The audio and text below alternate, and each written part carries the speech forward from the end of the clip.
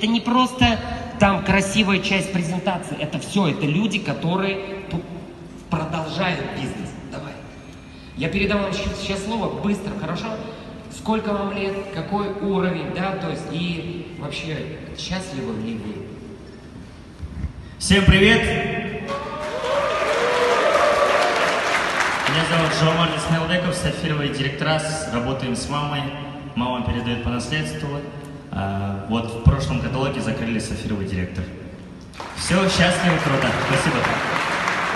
Доход 130 тысяч рублей. В этом каталоге нам компания дает 4 тысячи долларов премию и плюс 50 тысяч рублей юбилейный бонус. Цели... Лет 20. 20 лет, в этом году будет 21.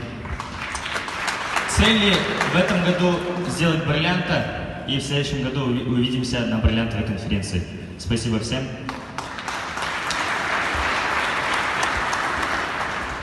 Воронин Алексей. Мне сейчас вот 5 января 31 стукнуло. У нас звание дважды бриллиантовый. Ну, доход в среднем, 700. Стрёмно!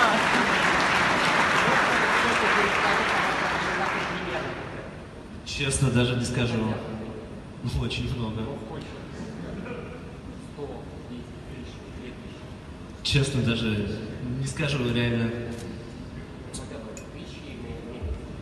Дофига. Ну, даже если смотреть, то по товарообороту у нас получается команда номер 2 после Полежаева.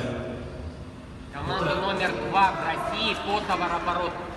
Это где-то порядка 170 миллионов каждый каталог. Ну и Полежаева, я там помню, что-то около 400 или там 500. Мужчины, дважды бриллиантовый, 700 тысяч доход. Нормуль? Добрый день. Максим Семенов, 2 страны, 3 города.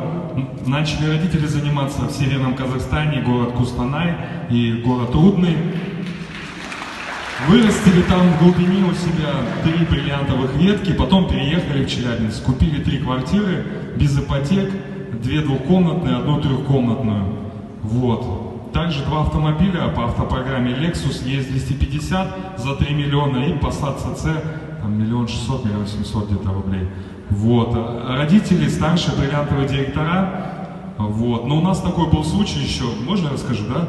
В 2013 году так случилось, что на одной из золотых конференций, она проходила в Париже. Ну, Эдуард сегодня говорил, все мы смертные, это нормально. Да, то есть мы рождены, чтобы умереть. И там случилось так, что вот поговорка «увидеть Париж и умереть» для нашей семьи стала, явью, действительностью. И у отца остановилось сердце на 20-м этаже в Хаяте. И компания Oriflame, АСМ, позвонила мне в эту же ночь, говорит: Максим, бери паспорта, заезжай за брательником своим, быстро дуйте в Баландино, это в Челябинский аэропорт, вылетайте в Москву, в этот день посольство не работает в Франции, но с заднего входа вы зайдете, отдадите паспорта, там рука вылезет, вам сделают визы, и вы быстро летите в Париж, потому что нужно поддержать вашу маму. У нее там, сами понимаете. Вот, и вы понимаете, мне в 3 часа ночи позвонил Асан, и в 7 вечера я уже был в Париже, да, и поддерживал, был со своей мамой, да, мы с братом прилетели. И когда-то, спустя 2 недели, мы получили груз 200 на территории Екатеринбурга, я спросил у Асма: Наталья, сколько мы вам должны денег вот за эту всю движуху? Потому что, действительно, это очень дорого и очень сложно. Я узнавал людей, которые не в Oriflame, которые сталкивались с этой задачей, это 50 тысяч евро стоит. Мне сказали: ничего не надо. Это было в 2013 году. И после этого мы с братом приняли решение полностью 100% заниматься бизнесом компании Oriflame и быть не наследниками, а преемниками. Да? То есть продолжать это дело. И у меня цель на этот год, я поставил себе вырастить новые 2 группы директорские. Да, и поэтому 10 встреч в день. Поэтому спасибо большое компании Oriflame за ее ценности, за ее миссию, за то, что она действительно держит свое слово. Спасибо.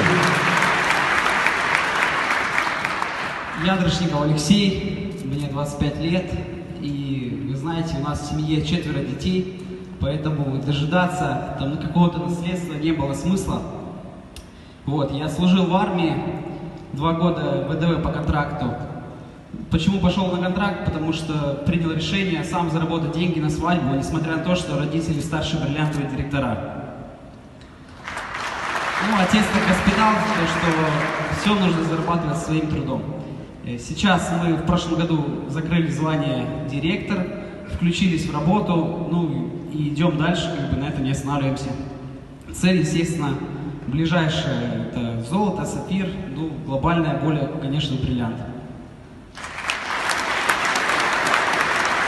Спасибо, мужчины. Ну, аплодисменты продолжателям семейного бизнеса. Потом